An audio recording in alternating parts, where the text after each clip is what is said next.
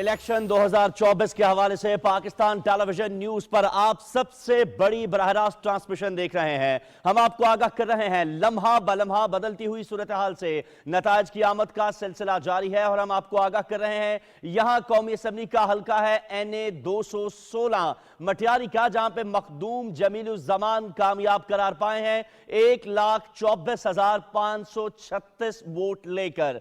NA 216 Pakistan peoples party के नाम रहा है और पाकिस्तान पीपल्स पार्टी के मखदूम जमीलुज़्ज़मान जो हैं वो कामयाब करार पाए हैं। इसके साथ साथ दीगर जो हल्के हैं उनके हवाले से भी हम आपको अपडेट कर रहे हैं और लम्हा ब लम्हा जैसे ही रिजल्ट हमारे पास मौसूल हो रहे हैं, चाहे वो कौमी असम्बली के या सूबाई असम्बलियों के रिजल्ट हैं, उनसे आपको जो है आगाह कर रहे हैं। इसी हल्के के अंदर अगर हम कंपैरिजन करें कि कौन से जो मुखालिफ उम्मीदवार हैं उन्होंने कितने वोट हासिल किए हैं, तो आपको आगाह करें कि उनके मुखालिफ पाकिस्तान मुस्लिम लीग नवाज के उम्मीदवार थे बशीर अहमद, जिन्होंने 80,439 वोट हासिल किए हैं और NA 216 में मुस्लिम लीग नून को नाकामी का सामना करना पड़ा है। पाकिस्तान पीपल्स पार्टी ने एक बड़े मार्जिन के साथ जो है यहां पर फतह हासिल की है। मखदूम जमीलुज़्ज़मान 1,24,536 वोट हासिल करके कामयाब करार पाए हैं, जबकि बशीर अहमद जिन्होंने 80,439 वोट हासिल किए हैं वो नाकाम हुए हैं। यूं NA 216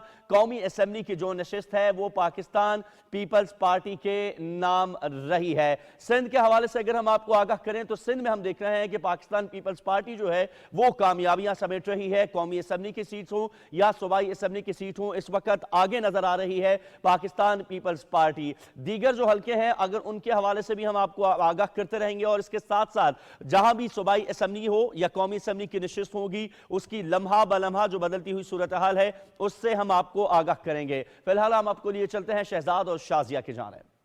इस हल्के के रिजल्ट में जो जी नाज़रीन, एक दफ़ा फिर आपको खुशामदीद कहते हैं। नताइज का सिलसिला जारी है, अब आप अपनी बात मुकम्मल कीजिए। इस हल्के के रिजल्ट को अगर हम देख लें तो पीपल्स पार्टी और नून का जो रिजल्ट आया है दोनों में अगरचे डिफरेंस फिर भी 40-45 हज़ार वोटों का है, लेकिन फिर भी ये कंटेस्ट काफ़ी क्लोज रहा है। जबकि जो पिछले हमें रिजल्ट मिलते रहे उनमें पीपल्स पार्टी और उनके मद्दे मुकाबल जो JUI के कैंडिडेट थे उनका डिफरेंस बहुत ज्यादा था। वो तो ऐसे लगता था जैसे बिल्कुल कोई मुकाबला ही नहीं है। तो यहाँ पे बाहर मुकाबला तो हुआ। इस सीट पे नून लीग ने आपका मुतालबा पूरा कर दिया। नहीं, हाँ बिल्कुल ऐसा होना चाहिए और इसी तरीके से पीपल्स पार्टी को पंजाब से सीटें निकालनी चाहिए। ठीक है, लेकिन अभी तो हमें वही नजर आ रहा है कि पीपल्स पार्टी मुल्तान से भी रिजल्ट पंजाब से 6-7 निकल आएंगे। जी अच्छा काशिफ, अगर हम कराची, क्योंकि कराची की जो रिजल्ट है उस तरह से नहीं अभी तक मौसूल हो रहे हैं। अच्छा, एक जो ये कि अभी जो नताइज आने शुरू हुए हैं, एहसान इकबाल ने भी ट्वीट किया हुआ है, उन्होंने कहा कि ये इब्तदाई नताइज हैं, इससे आप कोई ट्रेंड सेट नहीं कर सकते। जबकि ख्वाजा आसिफ साहब कुछ और कह रहे हैं कि सब थोड़ा हौसला रखें, वज़ीर आज़म नवाज शरीफ साहब ही होंगे। बहरहाल ये उनके थोड़ा सा उनका हौसला हाँ बिल्कुल ऐसा ही है, ये तो इंकरेजमेंट तो बनती है इन लोगों की। कराची की अगर डायनामिक्स की हम बात करते हैं काशिफ हमेशा, तो हमें वहाँ पे मल्टीपल एस्पेक्ट्स नज़र आते हैं, स्टेक होल्डर्स भी नज़र आते हैं। जमात इस्लामी हमेशा कराची की आवाज़ बन करके आता है, लेकिन इस वक्त चूँकि 3 मजहबी जमातें जो हैं वो पार्टिसिपेंट भी कर रही हैं। JUI भी इस वक्त जो है सिंध में जो काफ़ी एक्टिव रही, काफ़ी चैलेंज उन्होंने पीपल्स पार्टी को किया। और ये जो सीट है, अब देखें नून लीग अगर तवज्जो देती तो शायद 2-4 सीटें सिंध से निकाल सकती थी। ये बशीर मेमन साहब ने उस सीट पे चैलेंज किया है मखदूम तालिबुल ज़मान जो हैं तालिबुल मौला साहब वाली जो, ठीक है जी मखदूम तालिबुल मौला की फैमिली को, जहाँ से मखदूम अमीन फ़हीम साहब जो इनके वालिद थे वो बिला मुकाबला हुआ करते थे, या अगर कोई उनके मुकाबले में कोई कैंडिडेट आता तो वो 500-700 वोट लेता था। तो थोड़ी सी तवज्जो देने की जरूरत है। क्या समझते हैं कि क्यों जमात इस्लामी जो है वो स्ट्रीट पावर तक ही महदूद रहती है, हालांकि कैंपेन बहुत बेहतरीन चलाई थी हाफिज नईम रहमान ने? देखिए, जमात इस्लामी का कराची में ये हम भी ये सोच रहे थे कि जिस तरह बल्दियात में उन्होंने अपने आप को परफॉर्म किया है, शायद वो कोई ना कोई प्रोविंशियल की या नेशनल की सीट निकाल जाएंगे। खुद अमीन जो हाफिज नईम साहब हैं उनकी सीट के ऊपर बड़ा मामला था, लेकिन असल इशू ये है कि जिस वक्त बल्दियात में हुआ उस वक्त MQM बाइकआउट पे थी। अभी MQM फुल स्विंग के साथ वहाँ पे इलेक्शन कंटेस्ट कर रही है। जमात इस्लामी ने एक काम अच्छा किया कि उन्होंने पूरे पाकिस्तान से कैंडिडेट खड़े किए, चलें कम से कम क्वांटम ऑफ वोट उनकी पूल पे आ जाएगा कि जमात ने इतने वोट लिए। लेकिन जमात इस्लामी सीट इसलिए ले सकी, शायद वो रजिस्ट करती है या एक सेट पैटर्न माइंड सेट को चलती है। सियासत जो है उसमें फ्लेक्सिबिलिटी होती है, आप बिल्कुल अपने नज़रियात को, अपनी चीज़ों को उस पर इम्पोज नहीं कर सकते हैं। जमात इस्लामी का मामला यह है कि वो अपने ही एक दायरे के अंदर है, एक मदार के अंदर है, और उनके अंदर एक सेट पैटर्न है कि आपने कैसे उनके अंदर मेंबरशिप लेनी है, कैसे तरबियत होगी, फिर कैसे आगे आएंगे। ये जमात इस्लामी ने ज़रूर किया कि उसने यहाँ से बड़े बड़ी सियासी शख्सियात को मौका दिया, वो आई और उसके बाद वो तमाम सियासी जमातों का हिस्सा बन गई। कोई बड़ी सियासी जमात ऐसी नहीं है जहाँ पे जमात का जो ट्रेंड पॉलिटिकल वर्कर है, लीडर है, वो उसमें मौजूद नहीं है। लेकिन अनफॉर्चुनेटली जमात इस्लामी खुद उनको कैरी नहीं कर सकी। ये अलमिया जरूर है। अभी हमें जाना होगा सर रिजल्ट के बाद, फिर आपकी बात अयास की तरफ हमें जाना है, रिजल्ट बताएंगे। जी अयास। जी हाँ, एक और नतीजा हमें मौसूल हुआ है, हम अपने नाज़रीन को आगाह करेंगे। PS 77 जाम शोरों का यह नतीजा है जिससे हम अपने नाज़रीन को अपडेट कर रहे हैं। अपने नाज़रीन को बताएं कि साबिक वज़ीर आला सिंध मुराद अली शाह इस हल्के से कामयाब करार पाए हैं। PS 77 जाम शोरों का यह नतीजा है। 74,613 वोट हासिल किए हैं और 74,613 वोट हासिल करके कामयाब करार पाए हैं साबिक वज़ीर आला सिंध। और आपको बताएं जाम शोरों से एक और सीट पाकिस्तान पीपल्स पार्टी हासिल करने में कामयाब रही है। उनके मुखालिफ उम्मीदवार की बात करें, ग्रैंड डेमोक्रेटिक अलायंस के जो उम्मीदवार हैं रोशन अली सोमरो, वो उनके मद्दे मुकाबिल थे जिन्होंने 10,268 वोट जो हैं वो हासिल किए हैं। और एक बड़ी लीड यहां से मुराद अली शाह ने जो है वो हासिल की है और मुराद अली शाह इस हल्के से कामयाब जो है वो करार पाए हैं। एक और कामयाबी समेटी है पाकिस्तान पीपल्स पार्टी ने सिंध से। और अभी हम आपको आगाह कर रहे हैं सिंध के बाद खैबर पख्तूनख्वा असेंबली से, जहां PK 52 का यह नतीजा है, जहां से आजाद उम्मीदवार फैसल खान 42,269 वोट लेकर कामयाब करार पाए हैं। KP असेंबली के नतीजे से आपको आगाह कर रहे हैं। PK 52 का यह नतीजा है। फैसल खान जिन्होंने 42,269 वोट हासिल किए हैं। फैसल खान आजाद उम्मीदवार की हैसियत से जो है वो इंतखाबात लड़ रहे थे और उन्होंने इस इंतखाबात में एक बड़े मार्जिन से जो है वो कामयाबी हासिल की है। उनके टोटल वोट के हवाले से आपको आगाह करें तो 42,000 से ज्यादा वोट जो है वो हासिल करने में कामयाब रहे हैं। इसी तरीके से अगर हम इसी हल्के से जो कंपैरिजन है वो आपके साथ शेयर करें तो अवामी नेशनल पार्टी के उम्मीदवार उनके मुखालिफ थे जो तौसीफ एजाज, जिन्होंने 23,317 वोट हासिल किए हैं और उनका इंतखाबी निशान था लालटेन।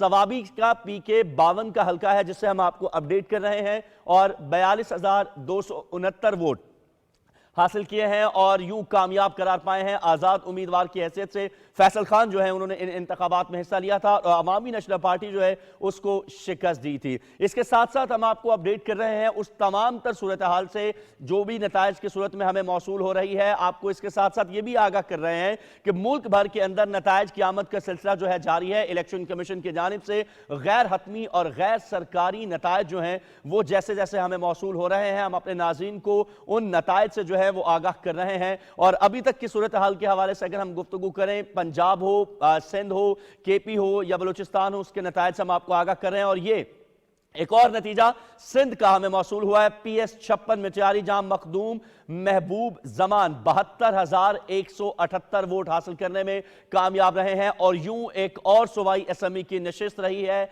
पाकिस्तान पीपल्स पार्टी के नाम। यहां पे अगर हम कंपैरिजन आपके साथ थोड़ा सा शेयर करते हैं, PS 56 मट्यारी का हल्का है, मखदूम महबूब जमान जहां से कामयाब करार पाए हैं।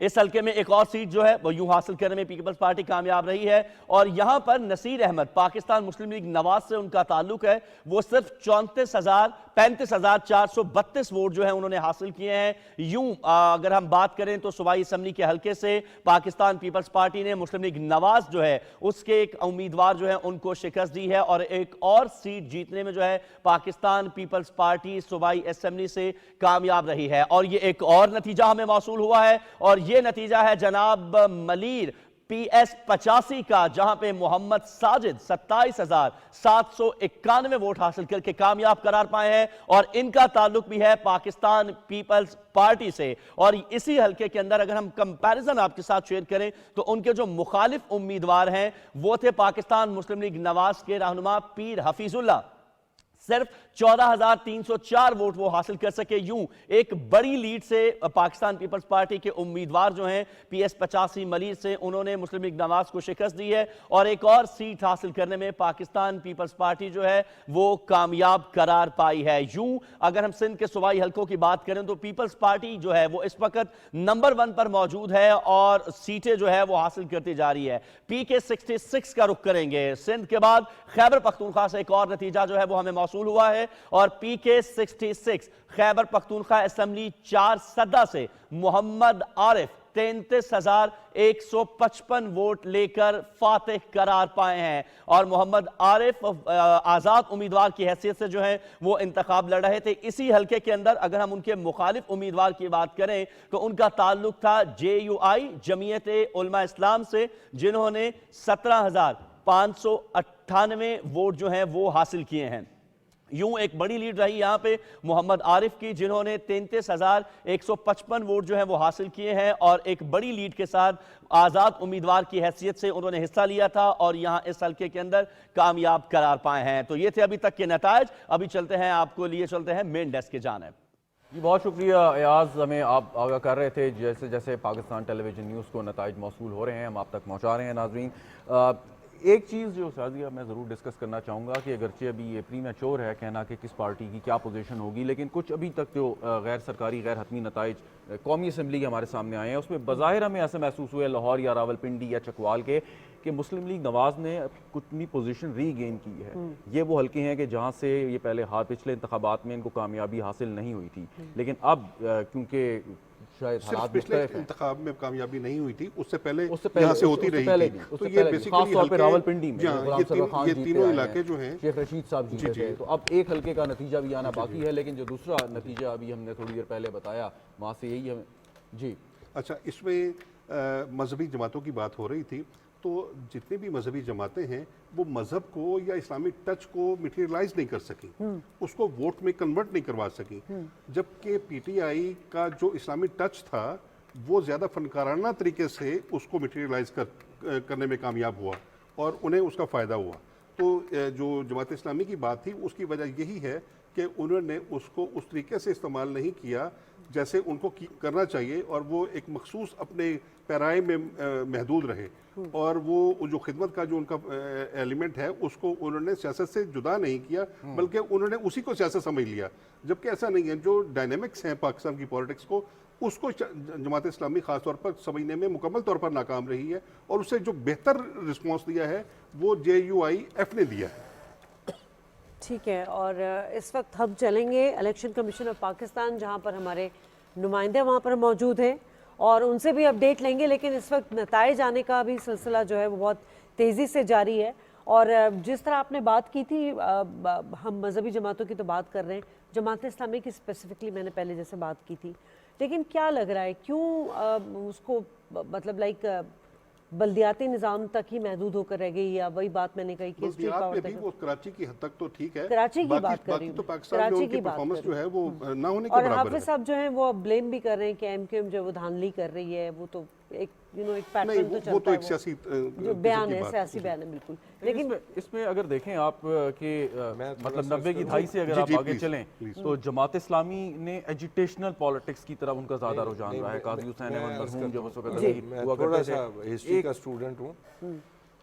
एक नतीजा हमने अनाउंस करना है, इसके बाद तौसीर साहब आपके सामने आते हैं। नाजरीन, एक ताज़ा और नतीजा हमें मौसूल हुआ है, कुछ देर में आप अपनी स्क्रीन पे देख लेंगे। इलेक्शन कमीशन ऑफ पाकिस्तान से नताइज मौसूल हो रहे हैं। PP 203 साहिवाल का ये नतीजा है। यहाँ पे आज़ाद उम्मीदवार राय मोहम्मद मुर्तज़ा इकबाल कामयाब करार पाए हैं 55,874 वोट लेके। पंजाब असम्बली का ये हल्का PP 203 साहिवाल, यहाँ से राय मोहम्मद मुर्तज़ा इकबाल साहब 55,874 वोट लेके कामयाब हुए और उनके मुकाबले में मोहम्मद हनीफ साहब रनर अप करार पाए हैं। पाकिस्तान मुस्लिम लीग नवाज के कैंडिडेट थे जिन्होंने 35,163 20,000 वोट का डिफरेंस है जी। और ये चीज़ पंजाब असेंबली के हवाले से भी अलार्मिंग होगी। अगर इंडिपेंडेंट्स वहाँ पे ज़्यादा जीतते हैं तो यकीनन उनकी परफॉर्मेंस तो है, अपनी ज़्यादा उनका वोट है। अभी हमें चलना होगा इलेक्शन कमीशन ऑफ पाकिस्तान, वहाँ पर हमारे नुमाइंदे मौजूद हैं मलिक उमर और रिजवान भट्ट।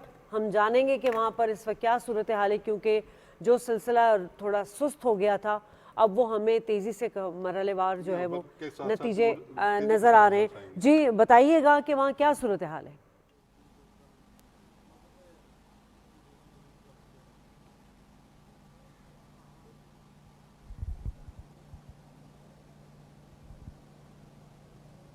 दोबारा राब्ता करते हैं। जमात इस्लामी की बात हो रही थी शाजिया, मैं चाहूंगा तौसीफ साहब कुछ ऐड करना चाहते हैं और हमायूं साहब भी शायद कुछ इस पे कहना चाहेंगे। आपने सर जल्दी जो जिसको मौका मिल रहा है बोले, आप कर वरना हम रिजल्ट नहीं में सर, चले आप हमें जाएंगे। हिस्ट्री का कोई वो बताना चाह वो रहे थे। फिर जमात इस्लामी पहले कराची से जीतती रही है। जी जी। ये सिर्फ एजुटेशन की पॉलिटिक्स नहीं नेमतुल्ला करती। साहब वहाँ के मेयर नहीं, रहे। वो नहीं मेयर नहीं भी- सर नहीं, मैं उस वक्त की बात नहीं कर रहा।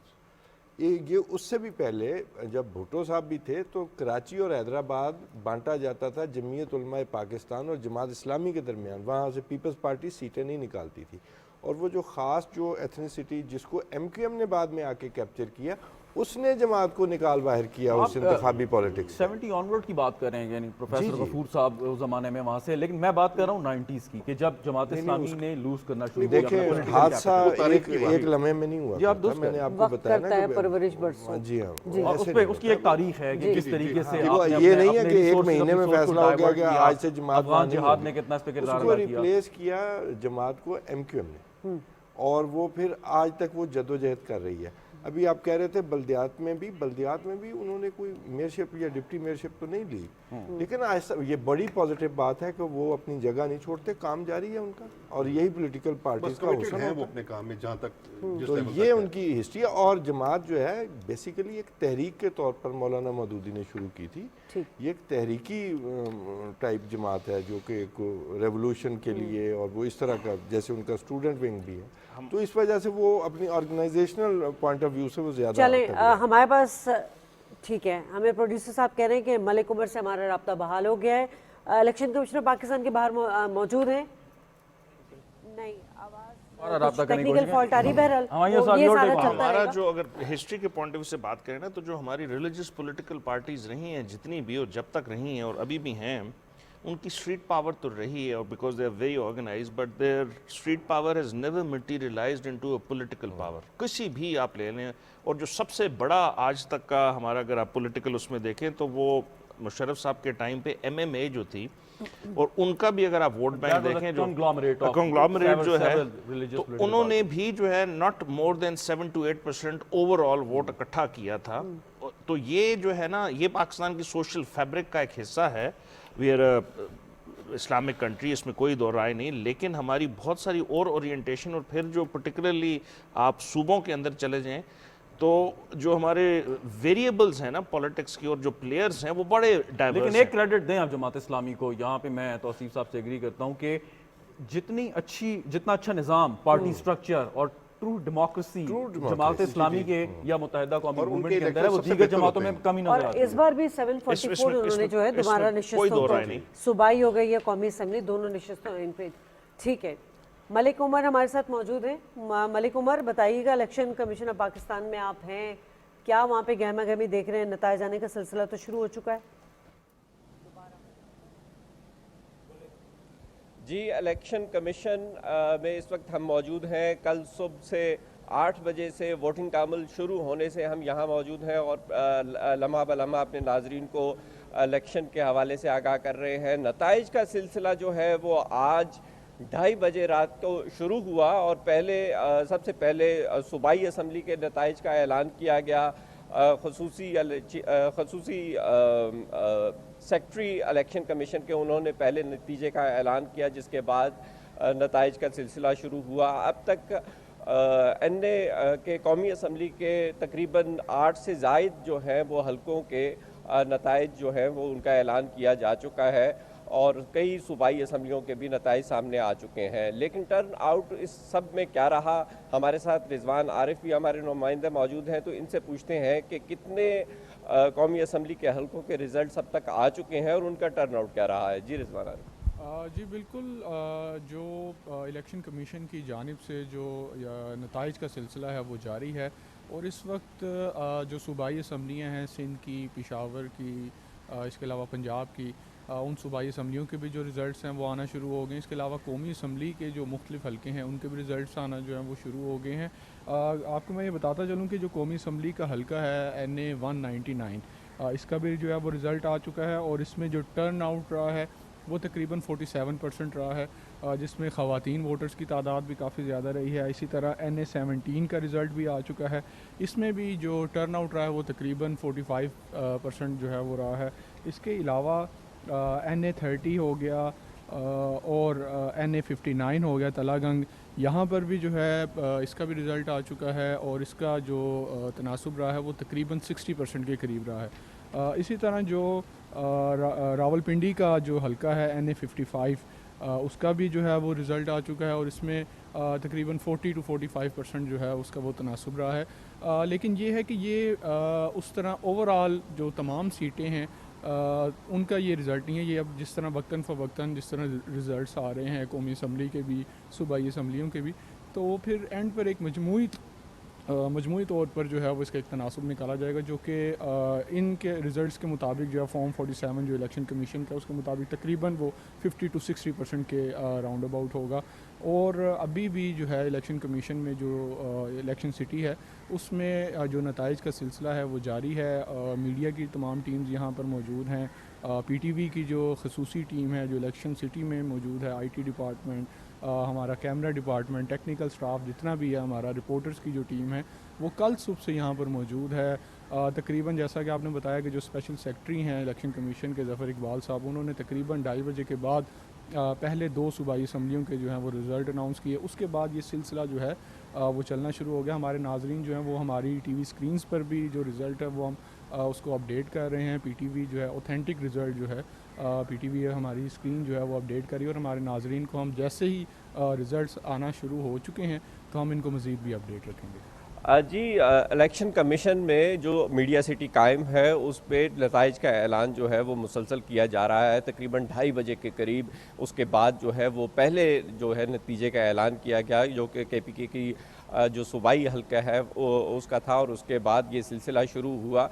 यहाँ पे बहुत अच्छा निज़ाम जो है वो कायम किया गया है। जैसे ही फॉर्म 47 की कॉपी इलेक्शन कमीशन को मौसूल होती है उसको मीडिया वॉल पे डिस्प्ले किया जाता है और एक एक कॉपी तमाम मीडिया नुमाइंदगान को भी दे दी जाती है।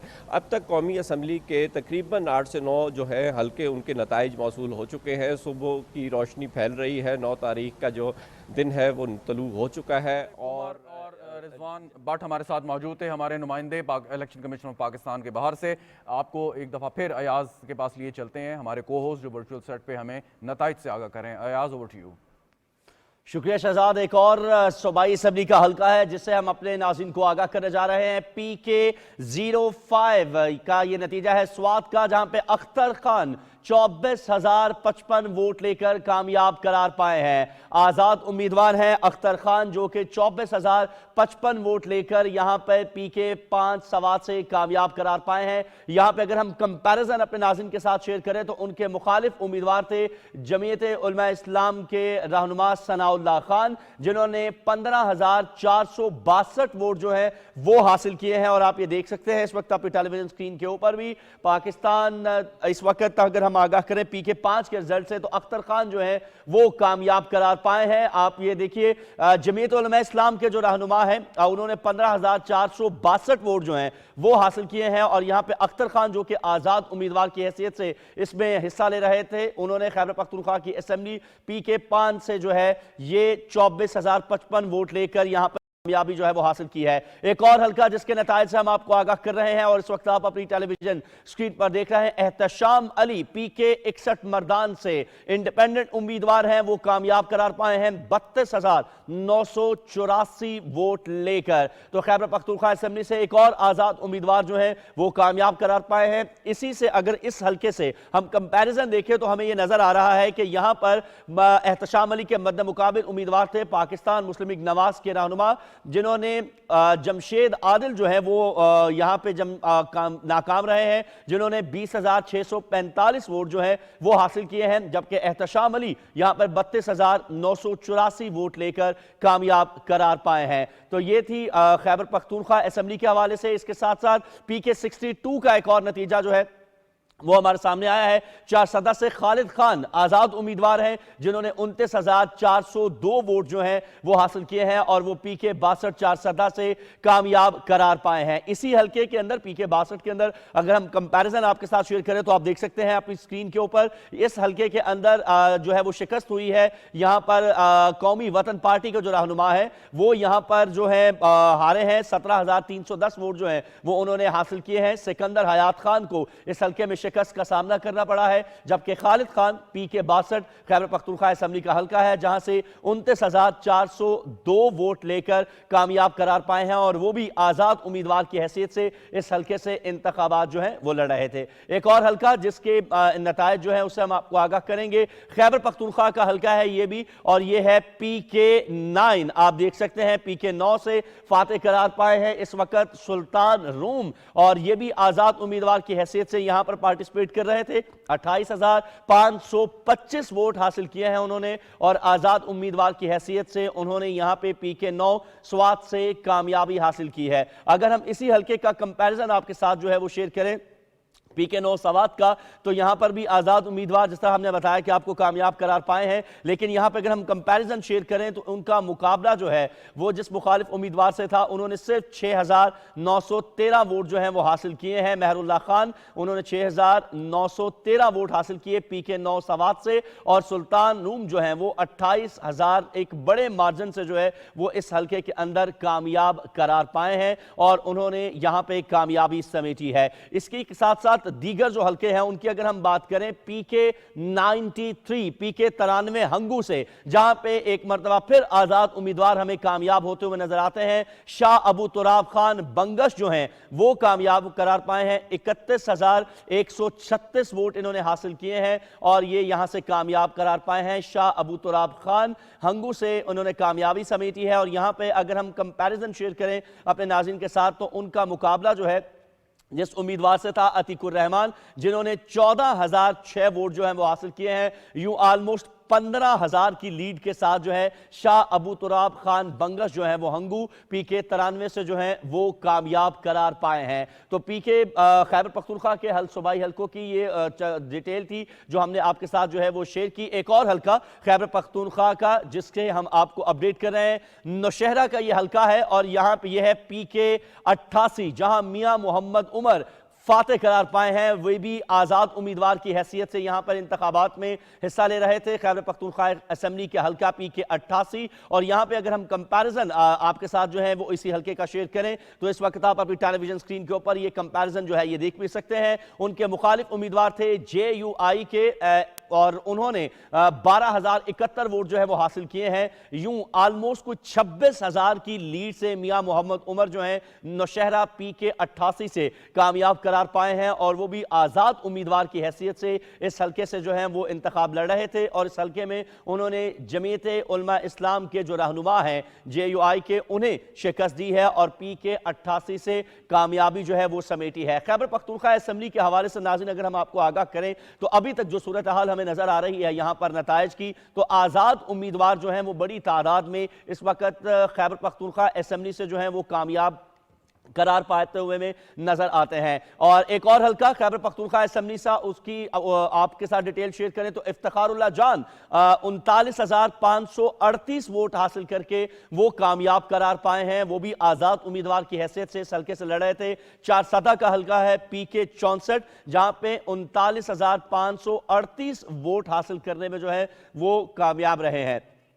इसी हलके के अंदर अगर हम कंपैरिजन करें तो आप इस वक्त देख सकते हैं अपनी टेलीविजन स्क्रीन के ऊपर नाकाम उम्मीदवार हैं अवामी नेशनल पार्टी के रहनुमा हैं सुल्तान मोहम्मद खान चारसदा पीके 64 से जहां पे उन्होंने 19,000 जो है वो वोट हासिल किए हैं और यूं 20,000 की ऑलमोस्ट एक बड़ी लीड के साथ इफ्तिखारुल्लाह जान जो है वो चारसदा से कामयाब करार पाए हैं और उनका ताल्लुक भी एक आजाद उम्मीदवार की हैसियत से जो है वो हिस्सा ले रहे थे। एक और हलका पीके 35 इसकी तफसील अगर हम आपके साथ जो है वो शेयर करें, बटाग्राम PK 35 ताज मोहम्मद जो है 24,142 वोट हासिल करके वो कामयाब करार पाए हैं और ताज मोहम्मद जो है वो भी PK 35 में आजाद उम्मीदवार की हैसियत से जो है वो इंतखाबात में हिस्सा ले रहे थे। अगर इसी हल्के के अंदर हम कंपैरिजन आपके साथ शेयर करें तो आप इस वक्त अपनी टेलीविजन स्क्रीन के ऊपर ये कंपैरिजन जो है वो देख सकते हैं। JUI के रहनुमा को शिकस्त दी है इन्होंने, ताज मोहम्मद ने, और JUI के रहनुमा जो है वो 17,340 वोट हासिल करने में कामयाब रहे हैं।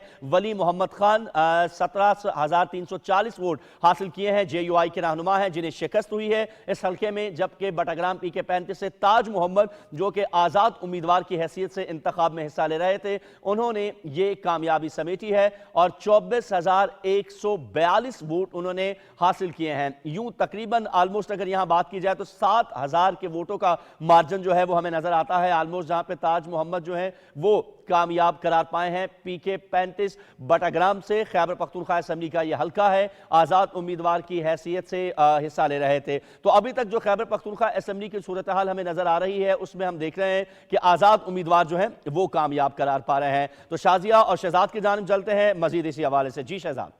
जी बहुत बहुत शुक्रिया अयाज हमें अपडेट करने का। नताइज के हवाले से सिलसिला जारी है और हम भी आपके साथ साथ हैं नाजरीन। इससे पहले 13 घंटे का वक्त गुजर चुका है, बिल्कुल गुजर चुका है, और लेकिन इसके साथ साथ चीफ इलेक्शन कमिश्नर ने वाज़ेह तौर पे रिटर्निंग ऑफिसर्स को जो हिदायत जारी की कि जल्द अज जल्द जो रिजल्ट्स हैं उन्हें कंपाइल करके भेजा जाए, अगर इसमें ताखीर की जाएगी तो उनके खिलाफ कार्रवाई भी वो कर सकते हैं। ये स्टेटमेंट आपने मीडिया पे देखा होगा। हमने हिदायत ये भी जारी की थी कि हमें कॉफी पिलाई जाए जो नहीं पूरी हो सकी। जहाँ तक चलिए प्रोड्यूसर साहब जरा कहीं ना कॉफी के लिए थोड़ा एनर्जी आए हमें भी। दो पार्टीज के रिजल्ट्स कुछ ज्यादा हौसला अफजा नहीं रहे और कोई काबिल जिक्र फतह उनके सामने नहीं आई, और वो इस्तेहकाम में पाकिस्तान पार्टी है और वो KPK से तहरीके इंसाफ पार्लियामेंटेरियन है, जिसके बारे में कहा जा रहा था कि उनके भी काफ़ी नुमाया जो सियासतदान हैं वो फतह हासिल करेंगे। अब तक कोई भी उनमें काबिल जिक्र सामने नहीं आ सका। अच्छा शहजाद, इसमें हमारा जो जब हमने शुरू किया था और एक कंपैरिजन ड्रॉ किया था तो वो पैटर्न आपको अब थोड़ा क्लियर होता हुआ नजर आ रहा है कि पीपल्स पार्टी जो है वो सिंध के अंदर उसको एक स्लाइड जो मिलती नजर आ रही है, PMLN को पंजाब के अंदर और जो KPK के अंदर आज़ाद बैक्ड बाय PTI जो हैं उनको। तो ये एक जो शुरू में हमने जो पूरा जिसके ऊपर वो तबसरा भी किया था कि ये जो रीजनल अप्रोच बन चुकी है हमारी सियासी जमातों की, उसके जो भी वेरिएबल्स हैं वो बहुत सारे हैं और उसके ऊपर हम सारा साल बहस कर सकते हैं। इस रुझान का मेरा ख्याल है नुकसान ज्यादा है। देखिए फायदा इसका ये भी है कि वो फिर एक बैगेज जो है वो आपके ऊपर आ जाता है कि आपने अब यही वोट ले लिया अपने सूबे से, अब आप परफॉर्म करके दिखाएं। अगर आप परफॉर्म नहीं करते तो फिर वो आपके लिए प्रॉब्लम हो जाता है।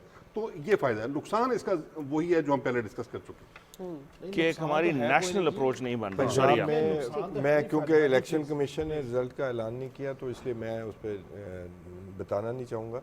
पंजाब से भी पीपल्स पार्टी कुछ जो उनकी मखसूस इलेक्टेबल्स वाली सीटें वो भी लेगी, और बलूचिस्तान से एक सीट का तो मुझे कंफर्म है कि वो जीत चुके हैं। कायरा साहब वाली सीट पंजाब से वो बड़ी इंपॉर्टेंट है, जो उन सारी इंपॉर्टेंट है, फेवर में नहीं बेसिकली एक नतीजा हमें अनाउंस करना है। PK 158 का ये मर्दान का नतीजा है। अब मोहम्मद अब्दुल सलाम साहब इंडिपेंडेंट कैंडिडेट हैं जिन्होंने कामयाबी हासिल की 38,126 वोट लेके। PK 58 मर्दान खैबर पख्तूनख्वा असेंबली की ये सीट है। मोहम्मद अब्दुल सलाम 38,126 वोट लेके कामयाब करार पाए हैं।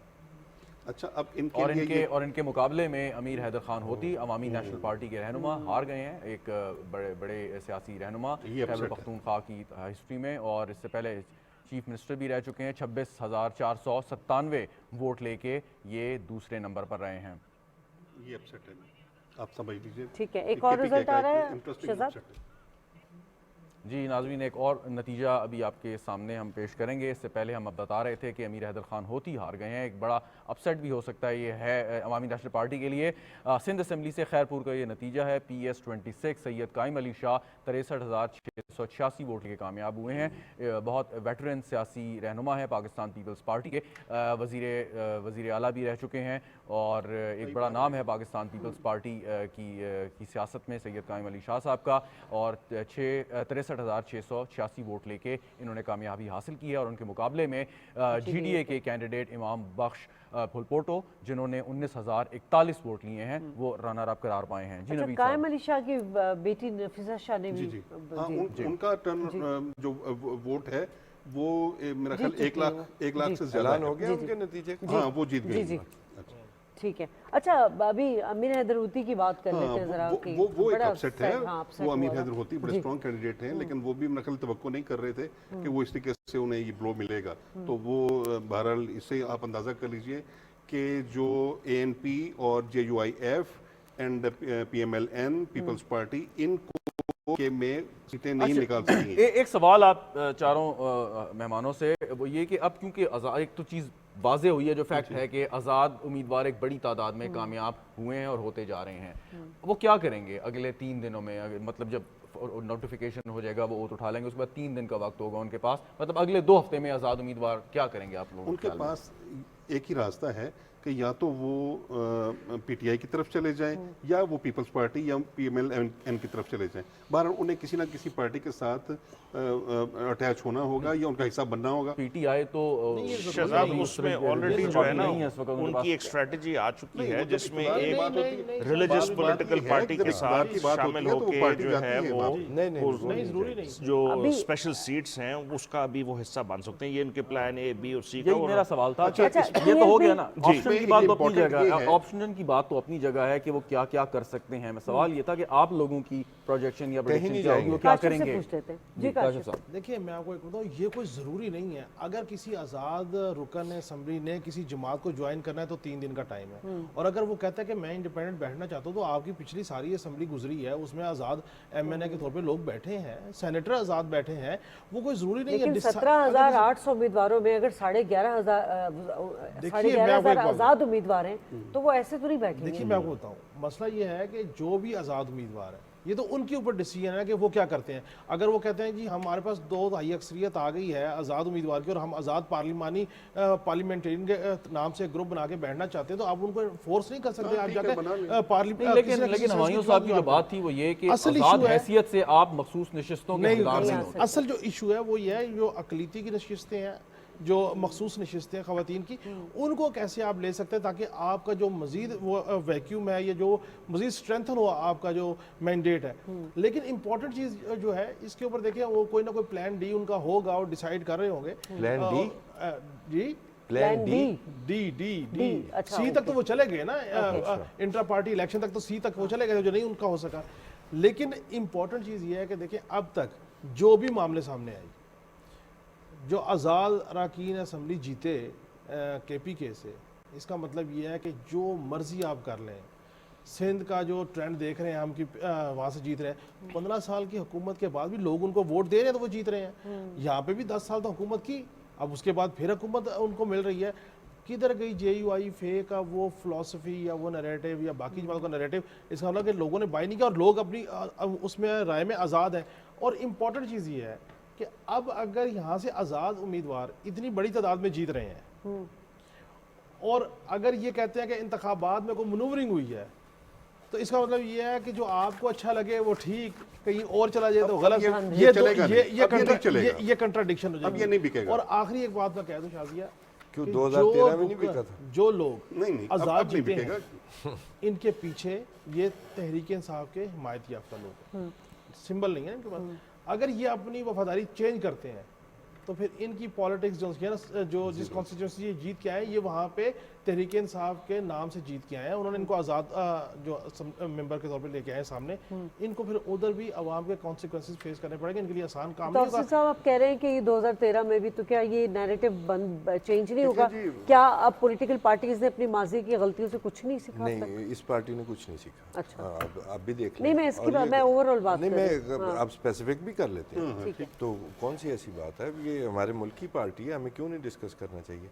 ये पॉपुलर वेव के ज़रिए आए हैं और खुदाई खिदमतगार तहरीक को भी हरा दिया। जमीयत उलमा इस्लाम, जो पहले जमीयत उलमा हिंद भी होती थी, इतनी बड़ी लेगेसी, वो भी कहीं, मेरा नहीं ख्याल कि उन्होंने एक सीट भी अभी तक दी है। अभी तक कोई रिपोर्ट नहीं। तो मेरा नहीं ख्याल कि ये जो आज़ाद उम्मीदवार हैं ये कहीं और जाने का सोचेंगे भी सही।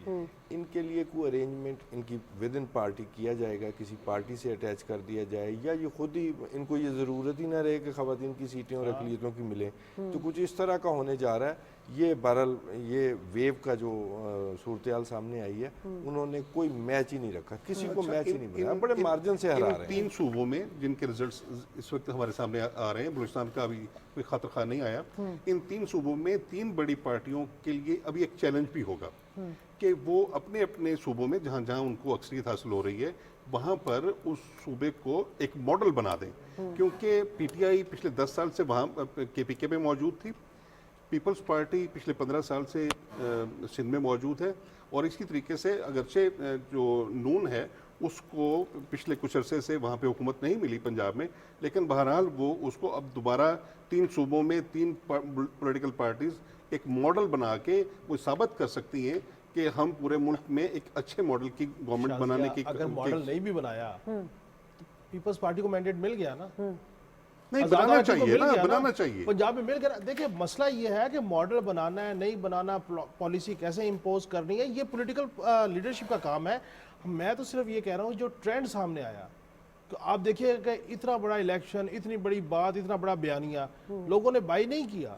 उन्होंने ये भी नहीं देखा कि किस पार्टी की हुकूमत है, कितने सालों से मौजूद है, कितना नैरेटिव बाई हुआ, कितना काम आवाम का भला हुआ, कितना नहीं हुआ। लेकिन जिन्होंने वोट दिया उन्होंने अपनी मर्जी से दिया, और उनके वोट को देने के हक को किसी ने डिप्राइव नहीं किया, किसी ने रोका नहीं है। ये एक अच्छी चीज़ है। अब वुसअत कल्बी का मुजाहरा करना चाहिए उन सियासी जमात की लीडरशिप को जिन्होंने आज़ाद अरकान को मैदान में उतारा। वो समझते हैं कि अगर खैबर पख्तूनख्वा में उनको अच्छा मैंडेट मिला है तो उनको फिर वुसअत कल्बी करनी चाहिए कि बाकी जगहों पे भी दूसरों का मैंडेट तस्लीम करें। ये नहीं करें कि खैबर पख्तूनख्वा का तस्लीम करें और पंजाब में कहे हमारे साथ मनूवरिंग हो गई, सिंध में कहे हमारे साथ मनूवरिंग हो गई, कराची में कहे मनूवरिंग होगी। कराची मेरे बड़ी इंपॉर्टेंट है, कराची और एक इम्पोर्टेंट बात, स्ट्रेटजी के सवाल जो था ना, उसमें आइडियल सिचुएशन जो लग रही है वो यही है कि जो इंडिपेंडेंट बने हैं बैक्ड बाय पीटीआई, वो एक 3rd जमात का हिस्सा बनेंगे, क्योंकि अभी मार्च में सेनेट के इलेक्शंस भी आने हैं।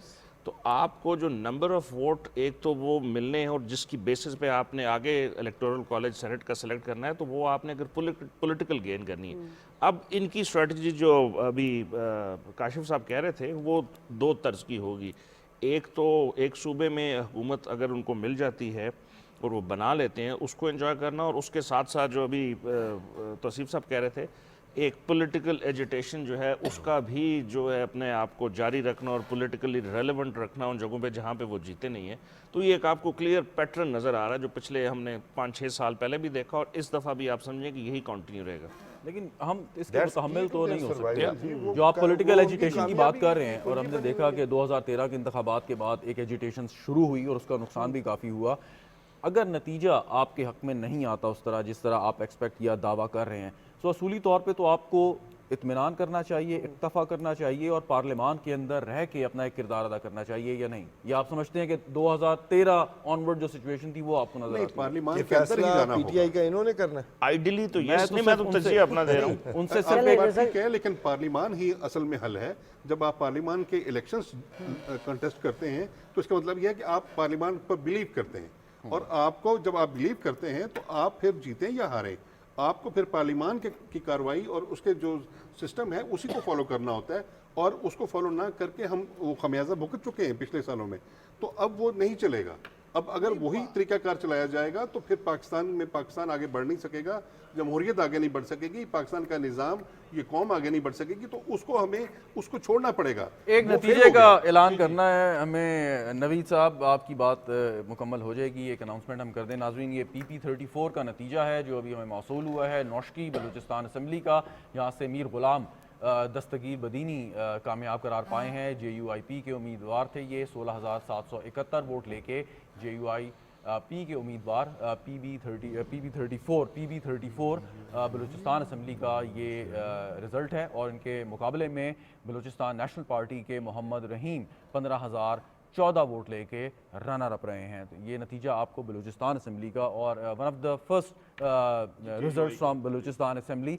जी, आप बात अच्छा, मुकम्मल कर लीजिए। मैं ये कह रहा JUI था, वो नहीं है, हाँ ये JUI JUI फेल नहीं है। शेरानी साहब। मैं ये अर्ज कर रहा था, वो JUI नजरियाती जिसके नजदीक ये PTI वाले भी हो रहे हैं। मैं ये अर्ज कर रहा था कि जो पहले तरीकाकार रहा है कि आप असेंबली में आ गए और उसके बाद असेंबली से आप बाहर बैठ गए और उसके बाद आपने सड़कें नापनी शुरू कर दी, तो उसका नुकसान हुआ। जब आप इलेक्शन कंटेस्ट करते हैं उसके बाद आप पार्लियामेंट का या आप किसी भी सूबाई असेंबली का हिस्सा बनते हैं, तो फिर आपने तमाम मसाइल और मामलात का हल उस असेंबली में से तलाश करना है, ना कि फिर आपने बाहर जाके बैठना है। अगर आपने बाहर ही बैठना है तो फिर आपको अंदर आने की ज़रूरत नहीं थी, उस सिस्टम में कंटेस्ट करने की ज़रूरत नहीं थी, क्योंकि आप पार्लियामेंट को बिलीव करते हैं, किसी भी असेंबली में बिलीव करते हैं, उस कॉन्स्टिट्यूशन में बिलीव करते हैं, उस एक जमहूरी निज़ाम में बिलीव करते हैं, तो आपको उसका हिस्सा बन के उसके अंदर बैठ के उन मसाइल का हल तलाश करना होगा, और यही बेहतरीन तरीकाकार सब होगा। कहाँ IPP को और पार्लियामेंटेरियन को आप कहाँ एग्जिस्ट करते हुए देख रहे हैं? IPP का मेरे पास जो एक रिजल्ट है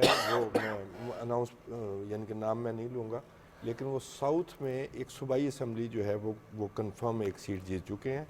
लेकिन जो लोधरा और मुल्तान में जो IPP के लीडर हैं वो वाइप आउट हो चुके हैं, वो दोनों सीटें हार गए। तो और वो पता नहीं उन्हें किसने मशवरा दिया था। अच्छा, वो कभी भी इलेक्टेबल नहीं रहे।